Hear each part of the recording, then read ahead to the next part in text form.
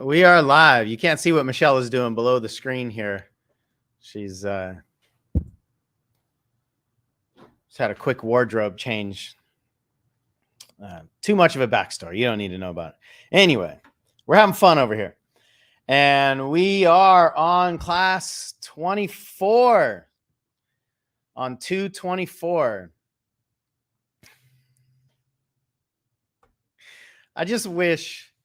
Sometimes I wish I could just broadcast the whole thing so people could see what you just did down there. It looked like Michelle just met her fingers for the first time. That's what it looked like. I said 24 and she did something and she's like, oh, oh hello. Woo! It's going to be a good one. Hello, everyone. It's so awesome to see the engagement and the returners. I dare ask, how many of you have watched every video? Let me know if you've watched every video that we've done. And several people are watching them multiple times because that's this kind of content when we're talking about connecting dots and truth and us looking back into our experiences. You know, we got to watch this stuff more than once. There's shallow informational sort of teaching that just, you know, we can kind of keep on the surface. And then there's the deep stuff that we have to watch or listen multiple times. And this is the deep stuff. Not that I don't do some shallow stuff, because I do that too. But you just got to understand that when you're diving into some of the deeper conversations, you got to listen to them more than once. Because we're talking about internal connections and values and beliefs and all the things that are really at the depth of our core. So in this class today, we're going to talk about how to sell truth and transformation in an economy that's run by attention and information. If you want to be a transformational coach, you can't do that just by selling information, but we're in an economy that runs off of information. It's the currency that most people are consuming to try to change their life. And information has never changed anybody's life. All it does is just get collected inside of a vault. Most of it goes unimplemented. That's why it never actually has any kind of life-changing outcome. All information has potential to change a life, but on its own, it doesn't have the capacity to change a life. But before you give people the life-changing information that you want or implementation and hopefully produce transformation, you got to get their attention. And that's a whole nother game. So I'm going to save that till a little bit further down in the video so that we can connect some of these dots. I first want to talk to you about acting. Oh, and I'm going to read a poem in a little bit. And we're also going to really dive into embodiment and what does it require for us to transform, and how has the transformational industry and the coaching industry become commoditized. So I'll break into that, or I'll break that down too. But let's talk acting first. So my son, Exley, just took his first acting class in a second, from a second organization. And I was in the back just watching. He's 16, so it was his first adult acting class as well. He was the youngest in the room. And I was back there just watching. It was amazing. So it's like almost 6.5 hours was the first class, like 6:30 to, we left, you know, it was close to 1 o'clock when we left, a.m. And I just learned so much. And we're in this conversation about embodiment and what does it actually take, right? And I don't want you to die on the moon or die in Afghanistan, whatever your analogy is, or continue walking around with all the layers of clay. I want your internal, emotional, or entrepreneurial Buddha to be released, right? So I'm in this conversation for a long time now, and I'm seeing the two different acting classes and philosophies play out inside of this filter. And so one acting class is taught by actors. The other acting class is taught by a director. So right away, we're talking about a different perspective here. And this director spent like an hour in the first class, dropping a lot of F-bombs, using all kinds of crazy language, but basically saying, listen, I don't care about your feelings. I care about helping you win. I care about getting you booked on TV shows or films so you can change your life and so you can make your dreams come true. That's why you're all here. I'm not here to do anything other than help you succeed. So here's the way it's going to work. You're going to do this and you're not going to do this and you're not going to tell me this and I don't have any time for this and do not waste my time. Like it was just a dress down. I mean, he just said, listen, and he didn't say these words, but he was basically like, there's the exit. If you don't want to play by these rules, these are the only rules that are getting played by in here. And so you can leave at any time, but understand I'm doing this so that you can succeed. And right away, it was like blew everybody's hair back, but all right, let's go. Because now we know where the information is coming from. And he's teaching, why do I, as a director, say no to actors or yes to actors? So he's coming from a decision maker standpoint. The actors are coming from the acting standpoint. Not wrong, just different. So he's saying, if you do this, you're done. I don't care how good you are. If you do that, you're done. Why? Because I got 195 other actors to audition, and I don't want to be here. So please give me a reason to spit you out. That's basically what he's saying. Now, the coaching industry isn't set up the exact same way. Obviously, it's not like there's a director telling you that you're good or not good, but it's the same thing. There's a machine that operates by certain rules, and most people are going to get spit out because they think they can operate by different rules. They hope that the rules and the laws that cannot change will change because we think we're special. We think we've been doing it a long time. We have a different level of intellectual understanding, whatever the reason. When we're asking the laws to change to accommodate us, the laws will spit you out. And so I was seeing this in a totally different format. And then I asked my son yesterday, how do you feel as the student in the two different places? And with virtually no hesitation, he said, well, in the other place, I feel coddled. I went, whoa. And how do you feel in this one? And he didn't answer immediately because it took a while for him to kind of contemplate, but where he landed on is confident. Like I can succeed, you know. What he was saying was kind of harsh, maybe a little bit, but I can take this and I can succeed. But here's the other thing. In the very first class, he put everybody through an embodiment exercise. They all had to come in and have a monologue rehearsed. And he said, basically, you're all going to forget your lines. I don't care how much you think you know your lines. You're going to forget your lines because you're going to be on a big screen. You're in a cold warehouse late at night. You've never been here. You don't know who I am. You don't know all these people. These are all strangers. You're in a different environment. You will forget your lines. And almost everybody thought they weren't going to forget their lines. And there were only 2 people that didn't forget their lines. My son happened to be one of them, which is awesome. But almost everybody got up there and their body failed them. Their mind had it. Their mind had it. One of the instructors actually said, I think he said, at least one of you are going to tell us how much you knew your lines in the drive over here. And you know what? We don't care. None of that matters. But at least one of you is going to try to tell us how much you knew your lines. Sure enough, like halfway in, there was a man doing a monologue from the Breakfast Club where he was the principal, and he was struggling. He just couldn't remember. He couldn't remember. He was apologizing for himself. Oh, I'm so sorry. What's the next line? And they said, when you forget your line, you don't apologize. You don't do anything. You don't look up. You don't look down. You just freeze and go, line. We'll give you the line. That's how it's done. And it's amazing. Even though people knew what to do, they had their lines. They went in, their body failed them, and they didn't do what they told them to do. They're going, oh, I'm sorry, I forgot my line. What's my line? It was so fascinating. Now, this was the first class, so nobody got kicked out or anything like that. But it was so fascinating. And sure enough, this guy that was trying to do his monologue, the main instructor goes, like the guy started to say, oh, man, I got to tell you. And the main instructor goes, whoa. Everything you're about to say, I don't care. Everything you're about to say, don't say it.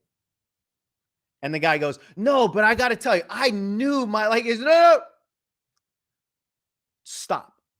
I don't care. And then the other guy's like, dude, nobody's judging you. And he goes, this is the actor. He goes, no, but I'm judging me. I'm so It was fascinating to watch this human ego try to protect himself in an environment where they said, you do not need to be protected. We're not judging you.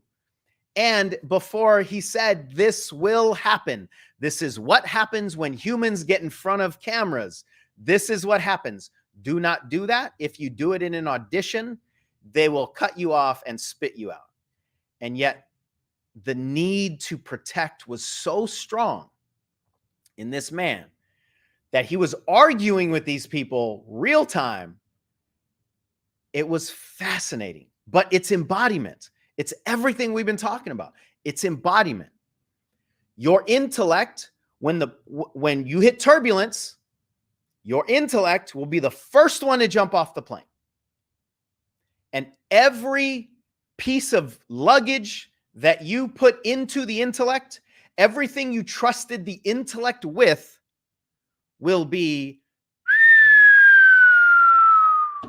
out of the plane. The only thing you'll have left is whatever's in your body. If you don't understand that, entrepreneurship will spit you out. So I don't want to be as potentially crude as the acting coach and director, but it's the same message. We know what works. We're going to teach you from what works. You don't know what works, so pay attention to what works. And I don't mean to sound negative at all. We're going to dive into this in another video. I don't mean to sound negative at all. And I do want to be real. Most people are trusting the system that is failing to make the choices for the future that they think will work. And we're trusting the system that is failing because we don't want to do anything uncomfortable. We don't want to do anything that system doesn't understand. Whoa. So what are we going to do? Okay, so when is it going to happen? And then what will happen? It's like, listen, that system is what's failing. So our advice is always, don't invite the problem into the discussion about the solution that has to solve that problem. It'd be like you have a family member that the whole family knows is ruining the family, and you bring the family member in to discuss what to do about them.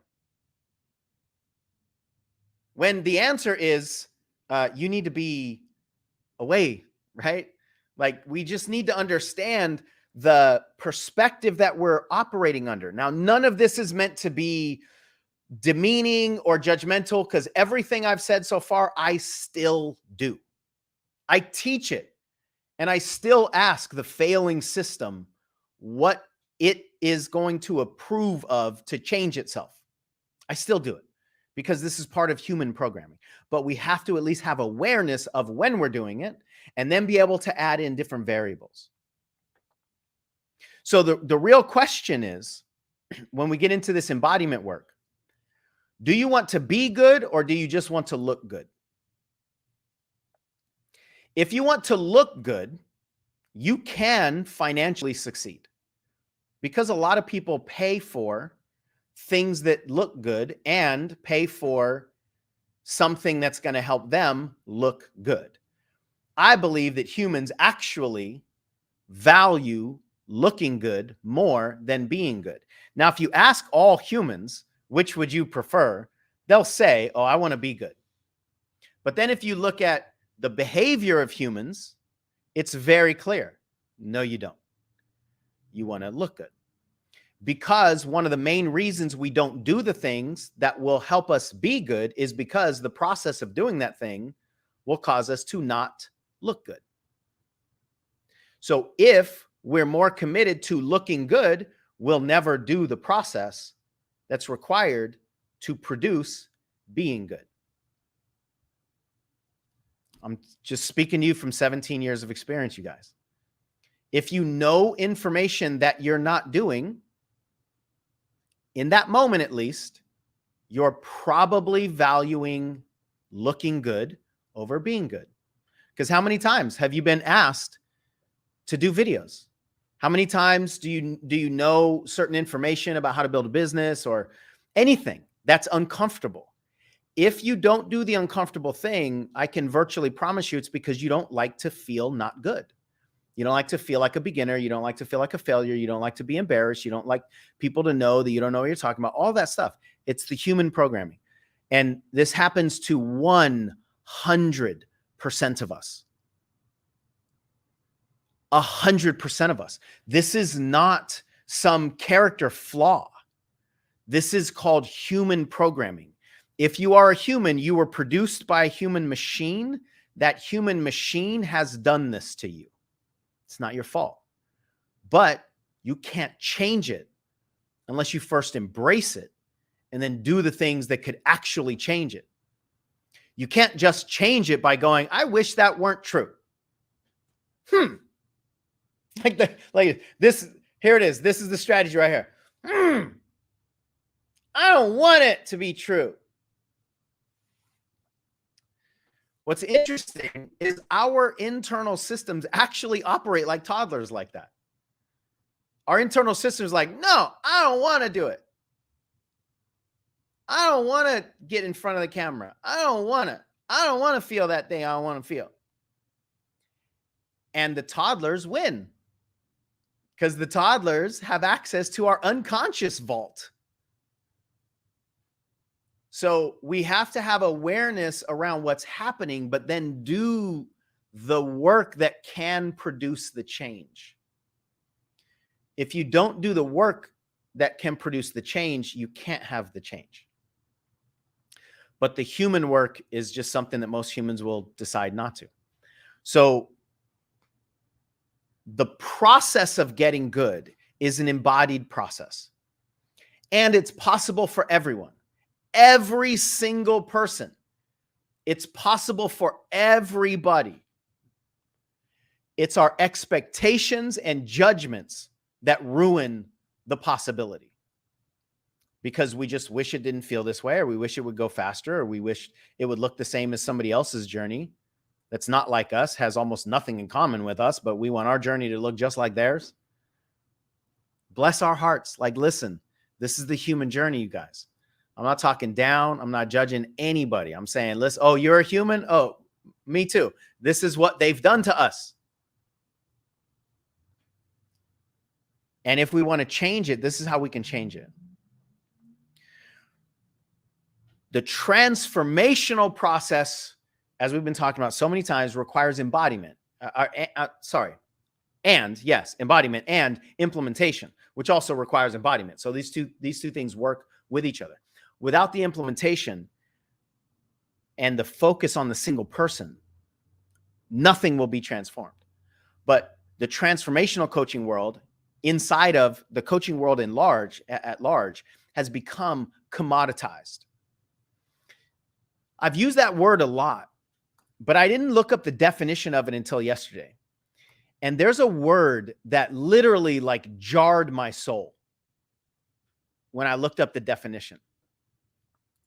So a commodity is a good, and good in the economic sense is just something useful that people will pay for.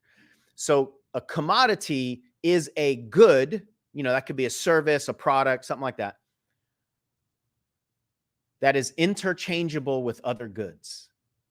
That's a commodity.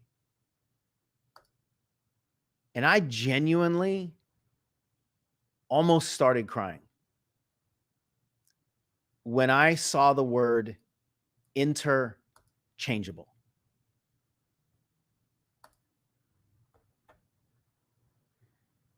Inter-effing changeable.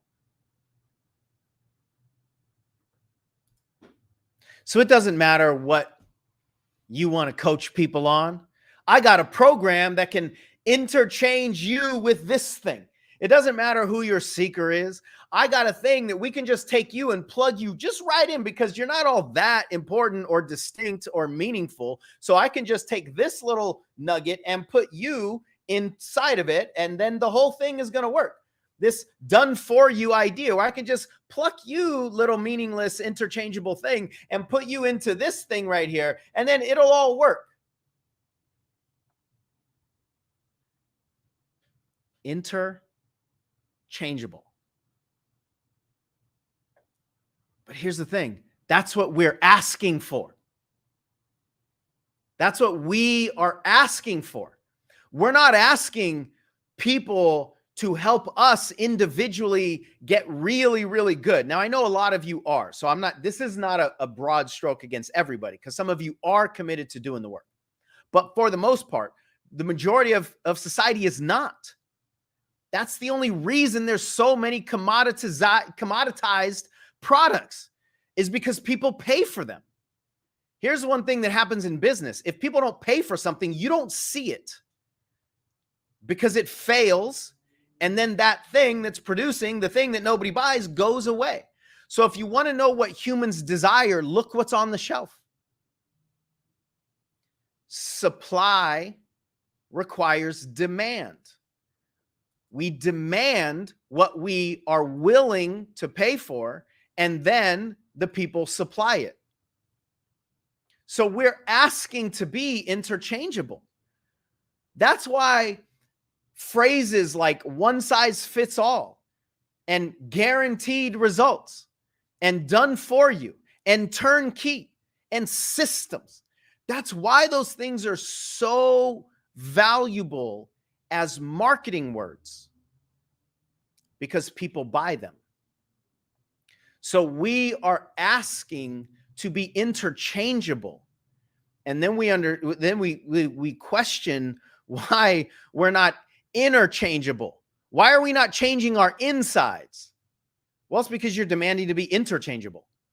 So if we don't look at what's going on inside there, nothing can change inside there. But we can just pluck you up and put you over here, and then hopefully that'll work. That will never produce transformation, and it will never produce meaning. It'll never produce fulfillment. If you want to be a transformational coach, you cannot sell commodities, you cannot buy commodities and expect any of that stuff to work, because commodities cannot provide transformation. So here's what I'm telling you. Anything that doesn't have you inside of it is a commodity process. If you are not the main ingredient, it's a commodity process, because somebody else created the recipe without your ingredient in it. And if the recipe was created before you, it's not for you. If the recipe was created without you, it's a commodity, because it's a commodity recipe, because we'll just take you and put you into a recipe that with an ingredient that wasn't you, but we'll just interchange you with the ingredient.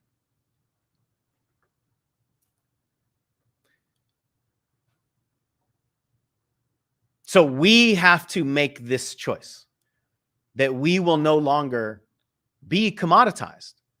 Individually, we have to make this choice. If you want to be a coach and you want to provide transformation, then you can't operate in a commodity recipe and then teach transformation to your people,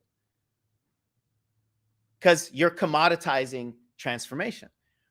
So any work that you do with yourself, on yourself, for this internal change is work that you're doing for your clients, because that's the work that you will be teaching them, and that's the work that you'll be facilitating them through.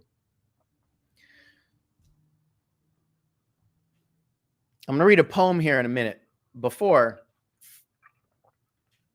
I want to speak to this idea of attention. We live in an attention economy. All the algorithms on Facebook and LinkedIn and YouTube and all that, they only run by attention. That's all they care about.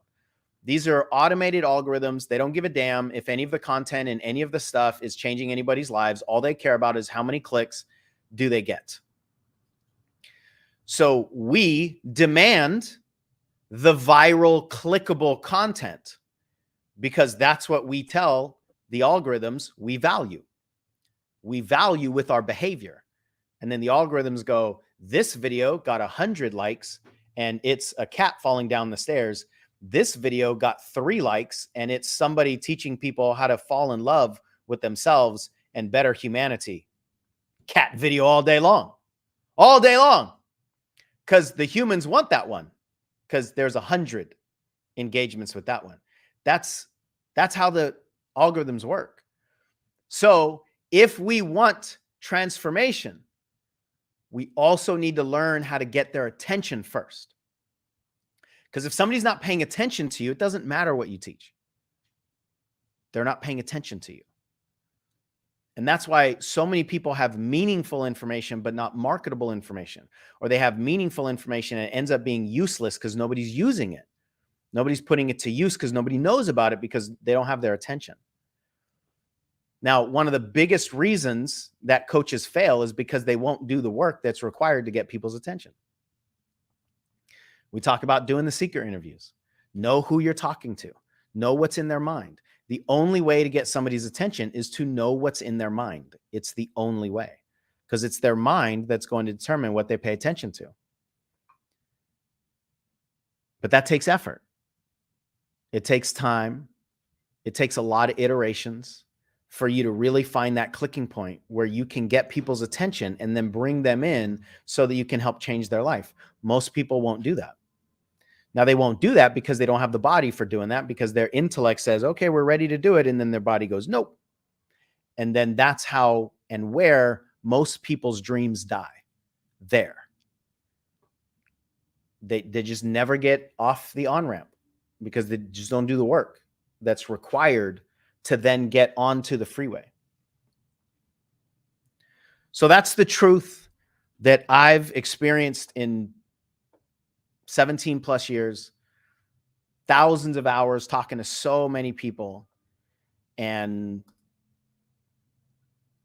if you watched the video yesterday, truth is a truth no matter what you think about it. So you can either do the work that will change the systems that will then change the outcomes, or you can wish that you don't have to change the outcomes that are producing you can wish that you don't have to change the systems that are producing the outcomes and will never produce nothing but the outcomes, but still be able to change the outcomes. And unfortunately, that's what we're driven by in society, not just in the coaching world. We're driven by that in society. It's part of the human programming. It's part of the human machine. We don't want to change. We want success to come to us without having to change to go get it. That'll only happen never. So my invitation to you is change that recipe, and it starts with you. So I was in a conversation about this, the commoditization of the coaching industry and transformation industry. And then we were talking about how it's actually us that's asking to be commoditized. It's us that's asking for the fantasies to be true. That's why people are delivering them. They're just supplying what's demanded. Drug dealers can't succeed unless people demand drugs. Taking drug dealers off the street will never work. Removing the demand for drugs will work overnight. So where do we have agency? We have agency in what we desire and what we demand. And then what we're demanding will show up. So I'll read this poem to you. It's coming from the place of what we ask for so often, what we're asking for. It's called Commoditize Me. Commoditize me. Commercialize me. Commonize me. Compromise me. Consumerize me. Computerize me. Capitalize me. But don't capitalize me. Keep me small, please. Keep you tall, please. Keep me all, please. Keep me wrong, please. Use all these. Keep me wrong, please. To keep you strong, please. And keep me weak need. And keep me seeking. And make my soul bleed. And make me so need whatever it is you're selling me. Enable me. believe my lines, disable me, relieve my mind, mesmerize me, memorize me, memorize me, minimize me, productize me, promisize me, prophetize me, prophetize me. Show me signs, prophet. Close my eyes, prophet. Tell me lies, prophet. Sell me lies, prophet. Show me signs, prophet. Close my eyes, prophet. Tell me lies, prophet. Sell me lies, prophet. Line up all my fears, light up all my fears, lie about my fears, and make your money off it.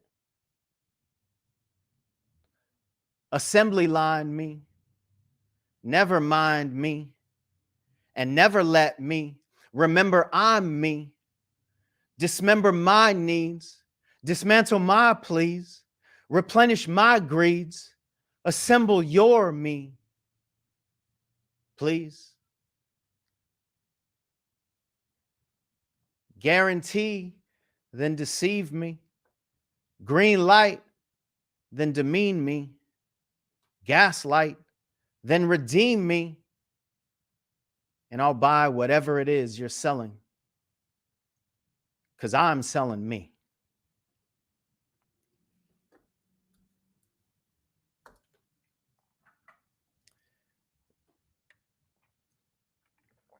You are not a commodity.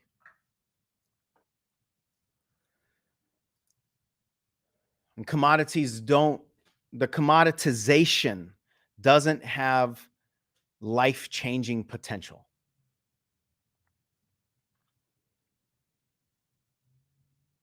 I've not shared that poem publicly, like actually did it, said it. I've posted it a couple places, I think, just in comments.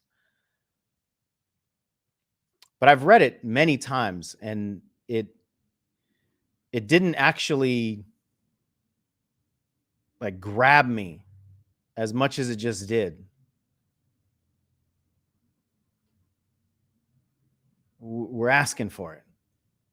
And then wondering why things don't change.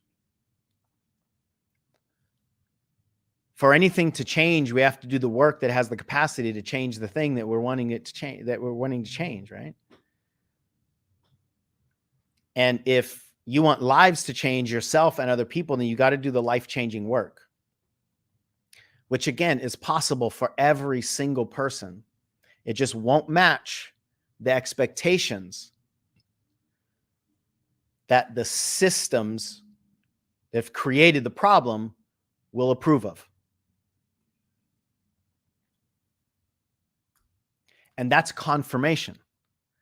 So if you have an opportunity to do something that you actually haven't done before, and you want results to change, that's a welcome sign, not a warning sign. That should be a green light, not a red light. But when the intellect is in charge, it's a red light. Like, oh, I'm not sure. I don't really understand this. Good.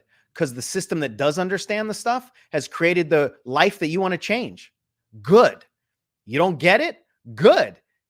It's a problem if the current system gets it. Because you're trying to change the results of the current system. But as soon as we see the warning signs, like, oh, I don't understand that, it's going to be uncomfortable, it's not familiar to me, we tend to turn away from that because the intellect's in charge. And the intellect is not a bad thing. It just can't be your lead pilot. The intellect cannot fuel your car, and the intellect cannot be making all the choices.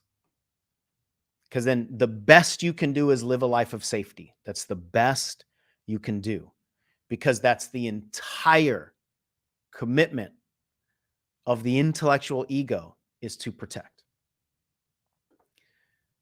If any of this is landing for any of you,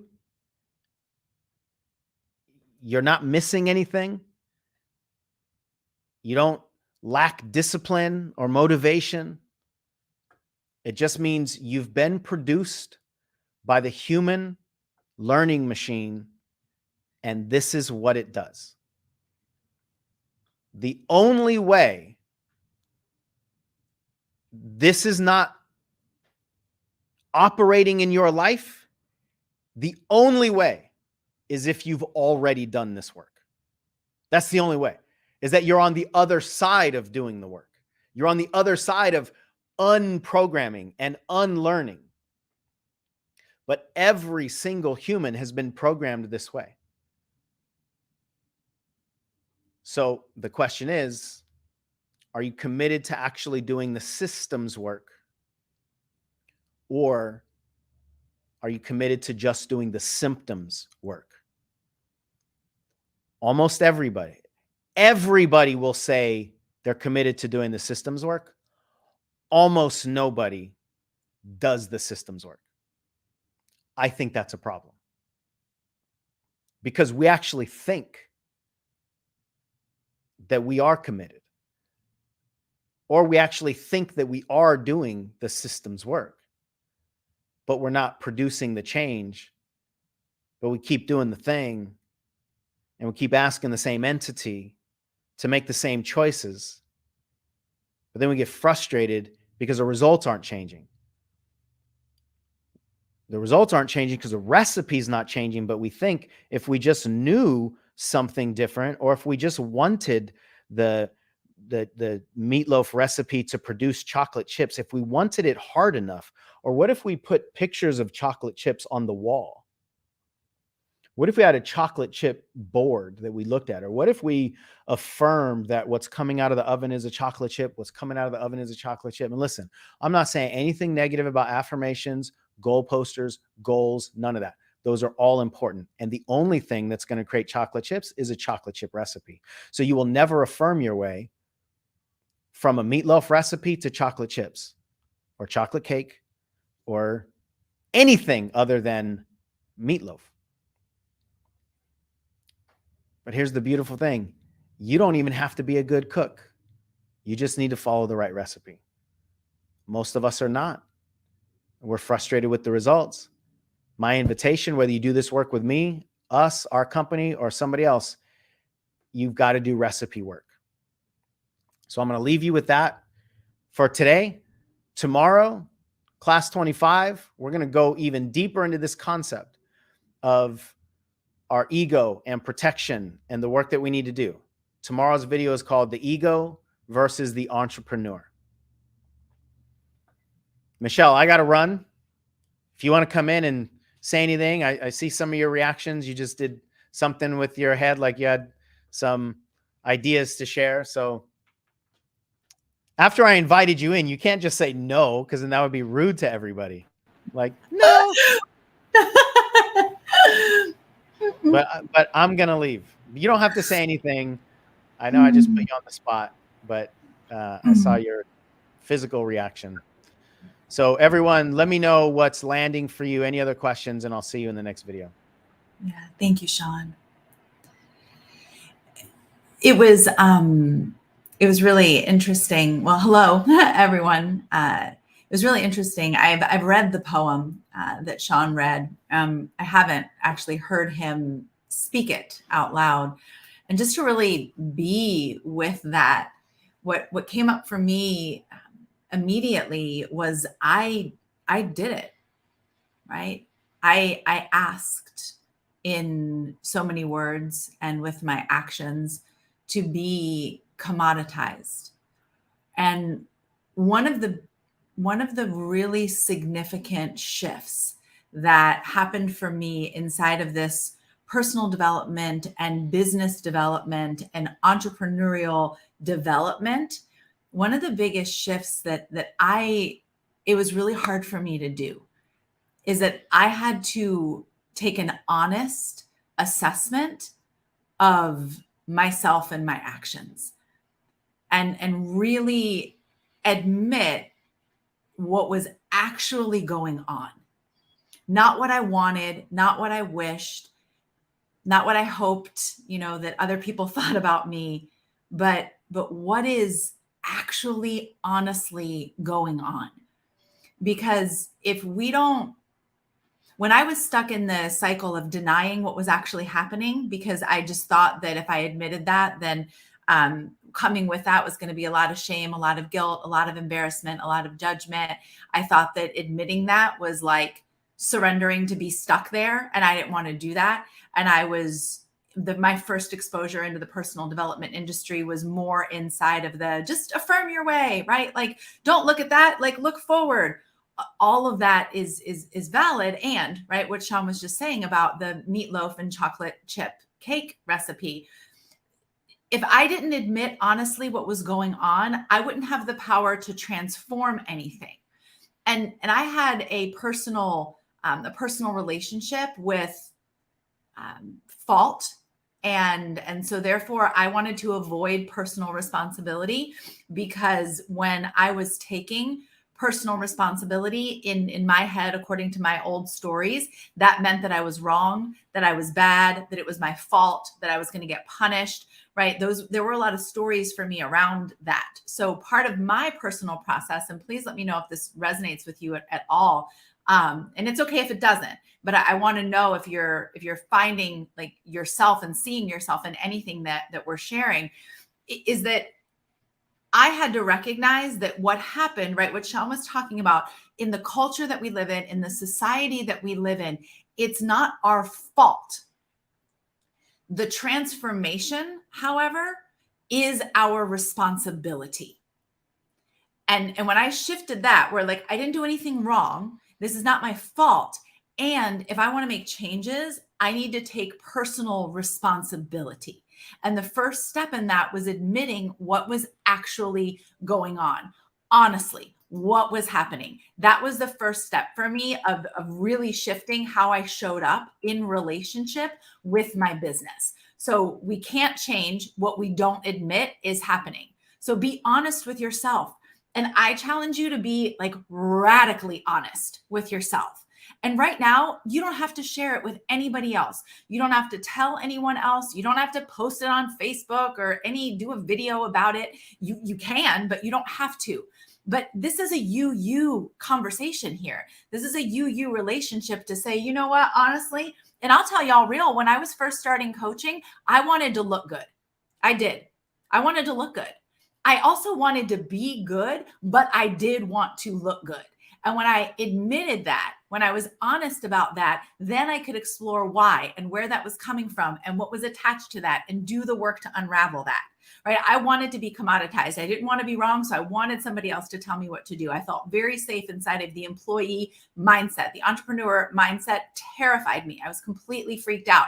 And I had to take responsibility for that and be honest about what was happening so I could explore the actual problem. When we're in denial, we cannot change anything. So be radically honest. You have to be able to face it in order to begin to heal your relationship to it. So that's my invitation for you. Look at some of the questions that were posed to you today. Do I really want to be good? Is there any part of me, even a small one, that also wants to look good? It's okay. I get it. That's real. Do you really want to do the systems work? Or do you really just wish you could just do the symptoms work and make the results different without changing any of your actions or any of your beliefs or any of your stories? Self-check. Just be honest with yourself. And if there's emotion that comes up for you around it, if it doesn't feel good to admit it, that's okay. Right? Allow that to be with you. We can hold multiple things at one time. So it is possible for us to have a desire to be good and also want to look good. And that looking good desire, if that's driving, then it's going to shift the results that we're getting because it's going to change the actions that we're taking. And so if we are pretending that's not happening, we're not going to do the work necessary to uproot and unravel that. So let me know if you have any questions. Let me know what's coming up for you. I appreciate you guys engaging in the chat. And it's brave, you guys. The things that we're asking you to do, they're acts of courage. It's much easier to deny and to blame and to ask other people to give you the answers. It's a lot. It takes a lot. Like it's badass. It takes like warrior goddess energy, right? Like powerful warrior God energy, right? Divine energy to be able to look at yourself in the mirror and say, okay, these are the things that are actually real. So I celebrate you. I honor your commitment. It requires that bravery. So I see you stepping into that. And if there's resistance coming up, it makes sense. So let us know in whatever way feels good for you or feels safe for you to do, what's coming up for you, what really landed for you. And we will see you tomorrow morning for another video. Ooh, I'm excited about the ego versus the entrepreneur. We'll be live at 8 a.m. Pacific, 11 a.m. Eastern, same time, same place. You guys be well. Take good care of you first, please, and then other people. We'll talk soon. Bye.